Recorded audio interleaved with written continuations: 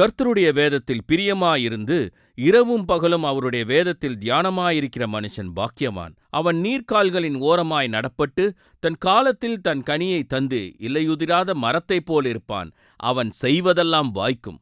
கர்த்தருடைய வேதத்துல பிரியமா இருக்கிறவங்க என்ன செய்தாலும் அந்த காரியத்தை கர்த்தர் வாய்க்க செய்வார். என்ன பிரதர் சொல்றீங்க? கர்த்தருடைய வேதத்தில் பிரியமா இருக்கிறவர்கள் கர்த்தருக்கு பிரியமானதே தான் செய்வார்கள். அவன் செய்வதெல்லாம் வாய்க்கும் என்று கேட்கிறது நமக்கு பிடிக்குது. ஆனால் துன்மார்க்கருடைய ஆலோசனையில் நடக்காமல், பாவிகளுடைய வழியில் நிற்காமல், பரியாசக்காரர் உட்காரும் இடத்தில் உட்காராமல், கர்த்தருடைய வேதத்தில் தியானமாயிருக்கும் பொழுது, கர்த்தருக்கு பிரியமானதை நாம் செய்யும் பொழுது நாம் செய்வதெல்லாம் வாய்க்கும். அவர்கள் நீர்க்கால்களின் ஓரத்தில் நடப்பட்டு தன் காலத்தில் தன் கனியை தந்து இலையுதிராதிருக்கிற மரத்தைப் போல் இருப்பார்கள். அதாவது செழிப்பான நீரோடையின் பகுதியிலே நடப்பட்ட ஒரு கன்றை போல் இருப்போம். கனியும் கொடுப்போம். பார்க்கவும் அழகா இருக்கக்கூடிய இலைகளோடவும் நம்மால் வாழ முடியும். தனியா உட்கார்ந்து வேதத்தை தியானிக்கிறது மாத்திரமல்ல, அன்றைக்கு காலையில நாம் வாசித்த வேத வசனத்தை, அந்த ஞாயிற்றுக்கிழமை நாம் கேட்ட பிரசங்கத்தை நாம் எங்க இருந்தாலும் இருதயத்தில் தியானித்துக் கொண்டே இருக்கும் பொழுது கர்த்தருடைய சித்தத்தை நாம் அறிந்து கொள்ளுவோம். கர்த்தருடைய சித்தத்தை தான் நாம் செய்வோம்.